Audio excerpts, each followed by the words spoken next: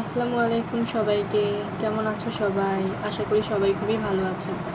আজকে আমরা রসায়ন প্রথম পত্রের গুণগত রসায়ন চ্যাপ্টারের জিএসটি স্ট্যান্ডার্ড কিছু গুরুত্বপূর্ণ টপিক নিয়ে আলোচনা করব, যেখানে আমি তোমাদের জন্য খুবই শর্ট নোট ডাউন করেছি, যেটা তোমরা পরীক্ষার আগের দিন রাতে পড়ে একটা গোছানো প্রিপারেশন নিয়ে পরীক্ষায় বসতে পারো বা পরীক্ষায় অ্যাটেন্ড করতে পারো। আশা করছি এই টপিকগুলো পড়লে তোমাদের গোছানো প্রস্তুতি হয়ে যাবে। তাহলে চলো শুরু করি। আমি গুরুত্বপূর্ণ টপিকগুলো স্টার মার্ক করে রেখেছি, তোমরা দেখতেই পারছো। পরমাণুর মৌলিক কণিকা, 2 পারমাণবিক মতবাদ, কোয়ান্টাম সংখ্যা, অরবিট ও অরবিটাল সম্পর্কিত তথ্যাবলী, ইলেকট্রন বিন্যাস ও কয়েকটি নীতি, বর্ণালী মিতি, খুবই গুরুত্বপূর্ণ একটা টপিক, দ্রাব্যতা, খুবই গুরুত্বপূর্ণ, আমি 4 স্টার দিয়ে রেখেছি। আয়ন শনাক্তকরণ ও গ্রুপ বিকারক, জৈব যৌগের আঙ্গিক বিশ্লেষণ। চলো টপিক 1 থেকে শুরু করি। পরমাণুর আবিষ্কার হচ্ছে খ্রিস্টাব্দ 4র্থ-5ম শতাব্দীতে, যার আবিষ্কারক ডেমোক্রিটাস। আর পরমাণুর চার্জ নিরপেক্ষ, ভর 10⁻27 থেকে 10⁻25 কেজি। পরমাণুর ব্যাসার্ধ, এটা খুবই গুরুত্বপূর্ণ, আমি 3 স্টার দিয়ে রেখেছি,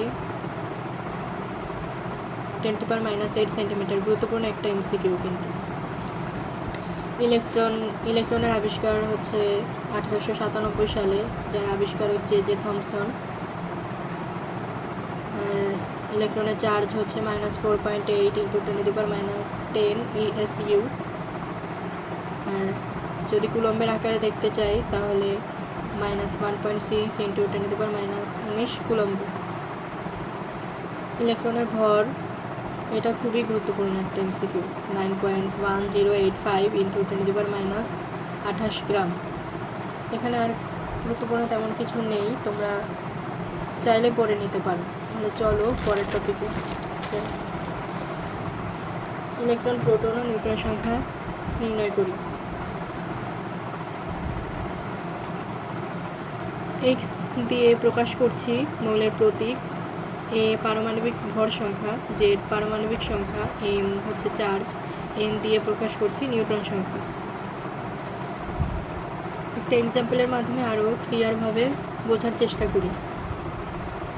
ফসফরাস, উপরে 31, নিচে 15, 31 দিয়ে প্রকাশ করছি পারমাণবিক ভর সংখ্যা, আর 15 হচ্ছে পারমাণবিক সংখ্যা বা প্রোটন সংখ্যা। এই দিয়ে প্রকাশ করছি পারমাণবিক ভর সংখ্যা। তাহলে চলো ভর সংখ্যা নির্ণয় করি। ভর সংখ্যা নির্ণয়ের সূত্র হচ্ছে প্রোটন সংখ্যা প্লাস নিউট্রন সংখ্যা। প্রোটন সংখ্যা 15, নিউট্রন সংখ্যা দেয়া নাই, নিউট্রন সংখ্যা বের করতে হবে আমাদের। নিউট্রন সংখ্যা বের করার জন্য আমরা যদি ভর সংখ্যা থেকে প্রোটন সংখ্যা বিয়োগ করি তাহলে আমরা নিউট্রন সংখ্যা পাবো। নিউট্রন সংখ্যা বসিয়ে দিলে ভর সংখ্যা পাচ্ছি 31। চলো পরের টপিকে যাই।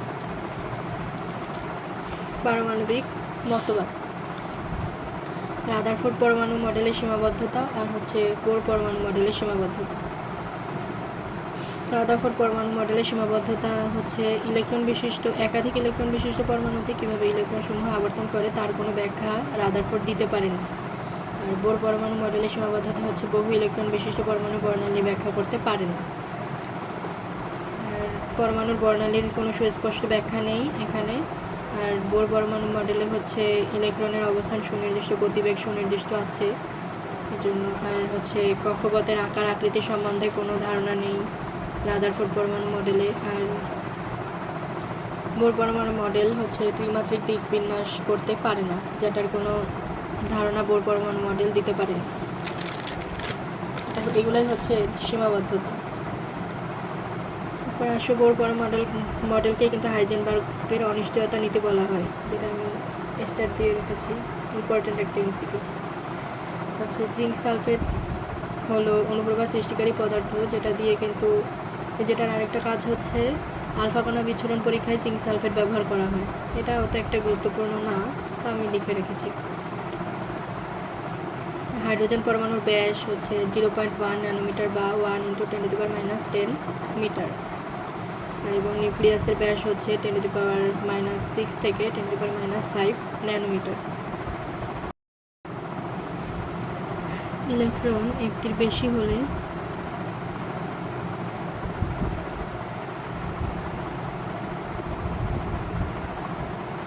বোর পরমাণু মডেল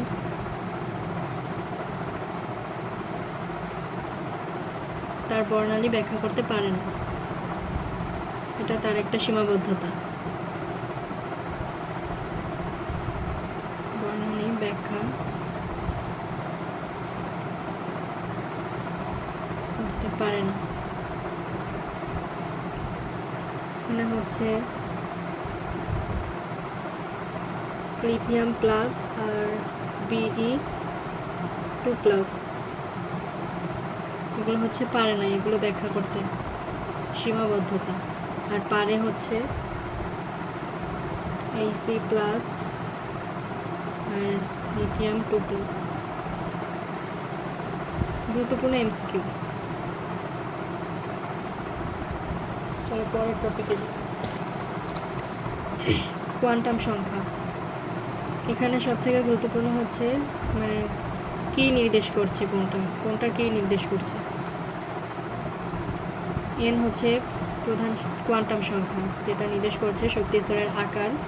এল হচ্ছে সহকারী বা অ্যাজিমুথাল কোয়ান্টাম সংখ্যা, যেটা উপশক্তি স্তরের আকৃতি নির্দেশ করছে। এম ম্যাগনেটিক বা চুম্বক কোয়ান্টাম সংখ্যা, অরবিটাল সংখ্যা এবং বিন্যাস। এস হচ্ছে স্পিন বা ঘূর্ণন কোয়ান্টাম সংখ্যা, যেটা ইলেকট্রনের ঘূর্ণন প্রকৃতি ও দিক বিন্যাস করে। আর বিশেষ তথ্য থেকে পড়তে পারো যে এল এর মান 0 হবে n থেকে -1 পর্যন্ত। এম এর মান +L থেকে 0 সহ -L হতে পারে। যে কোনো উপশক্তি স্তরের মোট অরবিটাল সংখ্যা হচ্ছে 2 × 2L + 1। আর সর্বোচ্চ ইলেকট্রন সংখ্যা যদি নির্ণয় করি তাহলে 2 × 2L + 1। আর n এর যে কোনো মানের জন্য মোট অরবিটাল সংখ্যা হচ্ছে n²। আর এখানে হচ্ছে যে কোনো প্রধান শক্তি স্তরের সর্বোচ্চ ইলেকট্রন ধারণ ক্ষমতা হচ্ছে 2n², একটা n² আর একটা 2n²। খেয়াল রেখো। ইলেকট্রনের ঘূর্ণনের দিক এস। স্পিন কোয়ান্টাম সংখ্যা, যেটা হচ্ছে ±½ কখনো প্লাস কখনো মাইনাস। আর হচ্ছে স্টার মার্ক করে দেই যে এন ও এল এর মান কিন্তু কখনো সমান হবে না। এন ও এল এর থিওরিটিক্যাল এমসিকিউ এগুলো, এর মান কখনো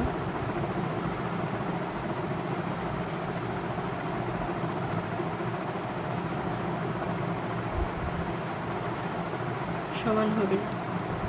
চলো পরের টপিকে আসি। অরবিট ও অরবিটাল সম্পর্কিত তথ্যাবলী। এল এর মান যদি 0 হয় তাহলে এস, এল এর মান যদি 1 হয় তাহলে পি, এল এর মান যদি 2 হয় তাহলে ডি, এল এর মান যদি 3 হয় তাহলে এফ। মনে রাখতে হবে এটা। আর এখান থেকে এমসিকিউ আসে। এস এর আকার কীরকম, গোলাকার, পি এর আকার ডাম্বেল আকার, ডি ডাবল ডাম্বেল। এখান থেকে প্রশ্ন আসার পসিবিলিটি আছে। এস এর আকার হচ্ছে গোলাকার, পি ডাম্বেল আকার, ডি ডাবল ডাম্বেল, আর এফ হচ্ছে অত্যন্ত জটিল।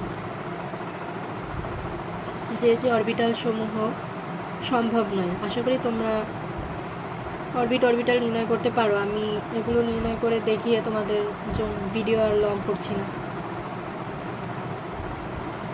তোমাদের সুবিধার্থে লিখে রেখেছি। এই যে 1p 2d 3a 5h 4g এগুলো হচ্ছে কখনোই সম্ভব না। নোডাল প্লেন হচ্ছে অরবিটালের যে তলে ইলেকট্রন পাওয়ার সম্ভাবনা 0 তাকে নোডাল প্লেন বলা হয়। আর যে কোনো অরবিটালে লোক সংখ্যা নির্ণয় করতে হলে 2 টু দি পাওয়ার নোডাল তল, এটা হচ্ছে সূত্র। চলো পরের টপিকে যাই। ইলেকট্রন বিন্যাস ও কয়েকটি নীতি। এর ভিতরে আছে আফবাউ নীতি, পলির বর্জন নীতি, হুন্ডের নীতি। পলির বর্জন নীতি মনে রাখার জন্য একটা ট্রিক্স লিখে দিয়েছি। আশা করি তোমরা সবাই জানো যে বাংলা লিঙ্কের ব্যালেন্স চেক কোড হচ্ছে *124#। 1 এর জন্য লিখছি একটি পরমাণুর 2টি ইলেকট্রনের জন্য, আর 4 হচ্ছে 4টি কোয়ান্টাম সংখ্যার মান কখনো সমান হবে না। আহবাব নীতি অমান্যকারী ইলেকট্রন বিন্যাস। তোমরা সবাই ইলেকট্রন বিন্যাস নির্ণয় করতে জানো, তাই আমি আর করিনি। এগুলো হচ্ছে আহবাব নীতি মেনে চলে না, অমান্যকারী মৌল। Chromium, copper, silver, platinum, gold, এগুলো। এই যে চলো পরের টপিকে যাই।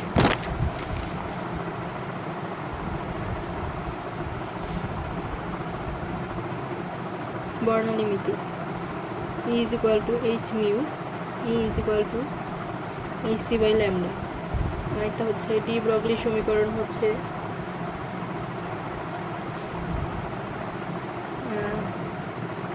lambda is equal to h by mv।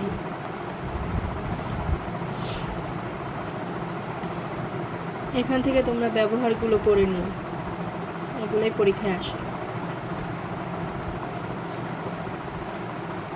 মনে রাখার কৌশল, এখান থেকে গুরুত্বপূর্ণ এমসিকিউ আসে, মনে রাখার কৌশল আমি লিখে দিয়েছি। মহাজগতের গামা রঞ্জনকে অতিবেগুনি দৃশ্যে অবলোহিত করছে মাইক্রো, রেডিও ও টেলিভিশন। মহাজগৎ দিয়ে প্রকাশ করছি মহাজাগতিক রশ্মি, গামা রশ্মি, রঞ্জন রশ্মি, অতিবেগুনি ইউভি, আলট্রাভায়োলেট রে, দৃশ্যমান রশ্মি বা ভিজিবল রশ্মি, অবলোহিত দিয়ে অবলোহিত রশ্মি IR, microwaves, radio television, radio waves. এখান থেকে শর্টকাট ট্রিক্স হচ্ছে বাম থেকে আমরা যতই ডানে যাব তরঙ্গদৈর্ঘ্য কিন্তু বাড়তে থাকবে। আর তরঙ্গদৈর্ঘ্য বাড়ার সাথে তরঙ্গদৈর্ঘ্যের সাথে ফ্রিকোয়েন্সি, শক্তি, এগুলো হচ্ছে ব্যস্তানুপাতিক সম্পর্ক। তরঙ্গদৈর্ঘ্য বাড়লে ফ্রিকোয়েন্সিও কমবে আর শক্তিও কমতে থাকবে। চলো পরের টপিক।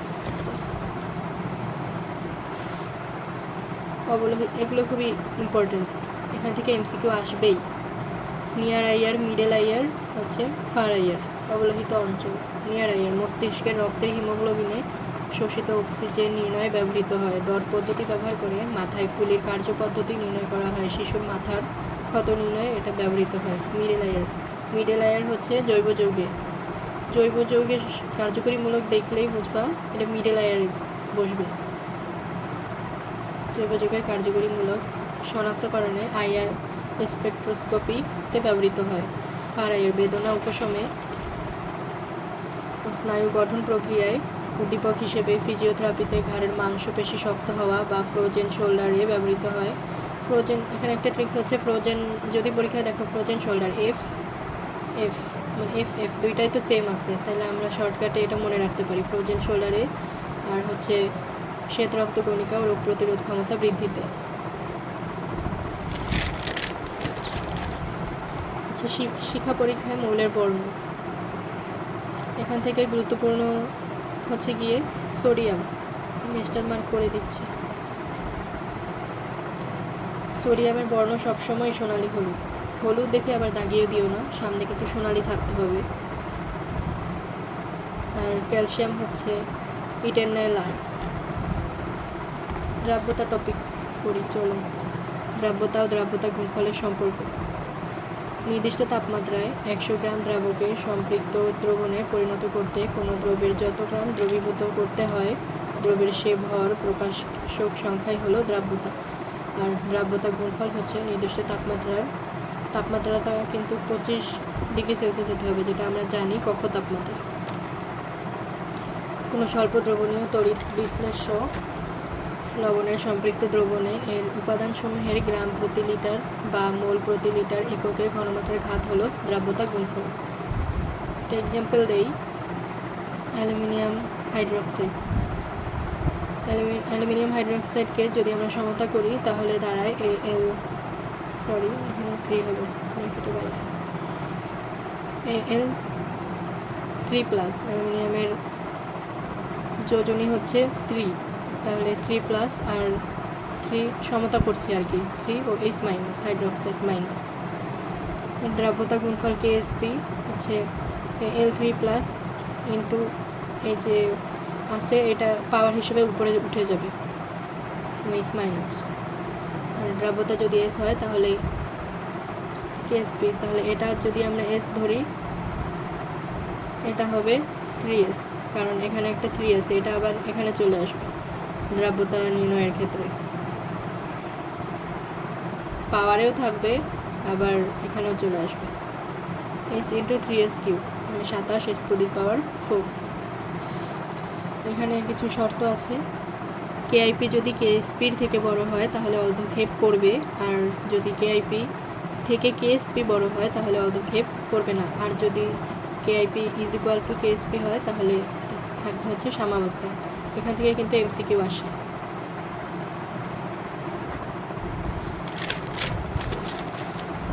পরের টপিক, আয়ন শনাক্তকরণ ও গ্রুপ বিকারক।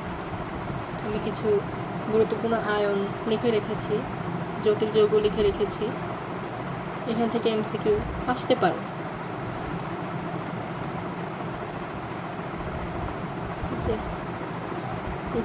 কে FeCN6, এটার কিন্তু দুইটা ভ্যারিয়েশন আছে, যে Fe2+ আর Fe3+। দুইটা একই মৌলক, একই জটিল যৌগ, কিন্তু দুইটা বর্ণ প্রদর্শন করবে। Fe2+ এর ক্ষেত্রে প্রোশিয়ান ব্লু আর Fe3+ এর ক্ষেত্রে বাদামি। আবার এটা কিন্তু সেম, Fe2+ এর ক্ষেত্রে হালকা নীল আর Fe3+ এর ক্ষেত্রে গাঢ় নীল। NH4CNS হচ্ছে রক্ত বর্ণদ্রবণ, এটা ইম্পর্টেন্ট। এগুলো হচ্ছে সাদা অধক্ষেপ দিচ্ছে। AgCl সাদা অধক্ষেপ। চলো পরের টপিকে যাই। জৈব যৌগের আঙ্কিক বিশ্লেষণ। শুধু রিডিং পড়লেই হবে আশা করছি। পাতন, স্ফুটন, তাপমাত্রা এবং স্বাভাবিক চাপে যে সকল তরল বিয়োজিত হয় না। 2 হচ্ছে স্ফুটনাঙ্কের পার্থক্য 40 ডিগ্রি সেলসিয়াসের বেশি হলে এটা পাতনের জন্য প্রযোজ্য হবে না। যদি 40 ডিগ্রি সেলসিয়াসের বেশি হয় তাহলে পাতন হবে না। আংশিক পাতন, কাছাকাছি স্ফুটনাঙ্ক বিশিষ্ট একাধিক তরল পদার্থের মিশ্রণ বা ভিন্ন স্ফুটনাঙ্কের তরল পদার্থের মিশ্রণকে পৃথক করতে। 2 হচ্ছে স্ফুটনাঙ্কের পার্থক্য 40 ডিগ্রি সেলসিয়াসের কম হলে। এখানে কিন্তু 40 ডিগ্রি সেলসিয়াসের কম হলে আংশিক পাতন হবে না, আর এখানে 40 ডিগ্রি সেলসিয়াসের বেশি হলে পাতন হবে না। দুইটা কিন্তু খেয়াল রেখো। বাষ্প বা স্টিম পাতন, পানিতে অদ্রবণীয় ও ফুটন্ত পানিতে বিয়োজিত হয় না, কিন্তু স্টিমের তাপমাত্রায় উদ্বায়ী পদার্থের ক্ষেত্রে এটা প্রযোজ্য।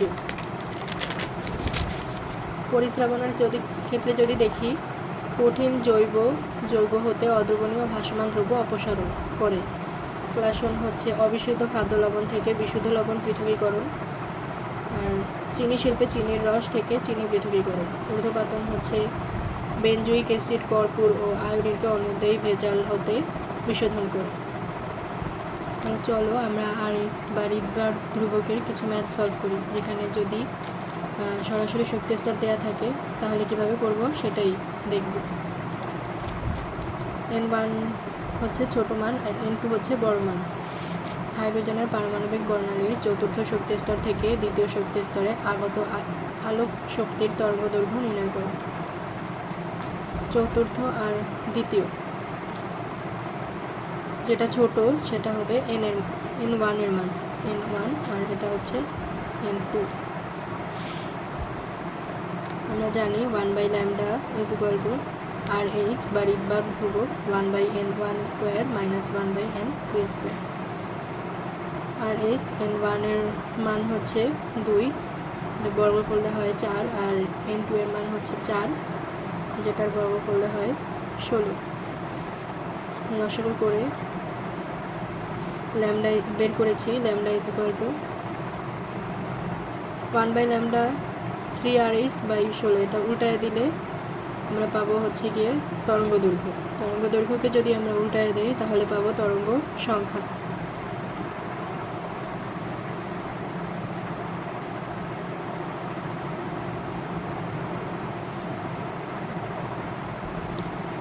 চলো আরেকটা ম্যাথ সলভ করি। হাইড্রোজেনের পারমাণবিক বর্ণালীর বাম আর সিরিজের সর্বনিম্ন রশ্মির তরঙ্গ দৈর্ঘ্য ও তরঙ্গ সংখ্যা নির্ণয় করো। আমরা জানি 1/λ is equal to RH 1/n1 square minus 1/n2 square. এখানে ওরকম সংখ্যা দেওয়া নেই, n1ও দেওয়া নেই, n2ও দেওয়া নেই, শুধু একটা তথ্য দেওয়া আছে পামার সিরিজ। লাইম্যান 1 আমরা জানি, লাইম্যান, বামার, প্যাস্টেল, ব্র্যাকেট, ফোন, এগুলো তো আমরা সবাই জানি, তাই না? তাহলে লাইম্যান হচ্ছে 1, বামার হচ্ছে 2, তাহলে n1 এর মান হচ্ছে 2 আর n2 এর মান হচ্ছে, n2 এর মান দেওয়া নেই কিন্তু আমাদের বের করতে হবে। এটা হচ্ছে সূত্র n1 প্লাস 1, n1 এর মান হচ্ছে 2 প্লাস 1, তাহলে কি 3। তাহলে এভাবে করে লসাগু করে বের করলাম 1/λ 5RH/36, ল্যামডাকে যদি উল্টায় দেই তাহলে 36/5RH, এটা হচ্ছে তরঙ্গ দৈর্ঘ্য।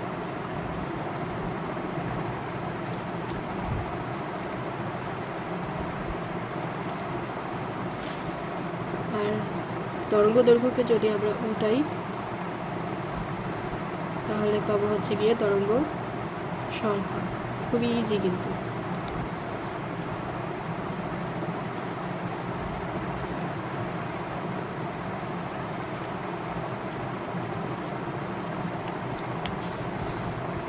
তো এখানে ক্লাস শেষ করছি। ক্লাসটা কেমন লেগেছে তোমাদের কাছে অবশ্যই ফিডব্যাক জানিও আমাকে। আল্লাহ হাফেজ, সবাই ভালো থাকো, সুস্থ থাকো। আসসালামু আলাইকুম।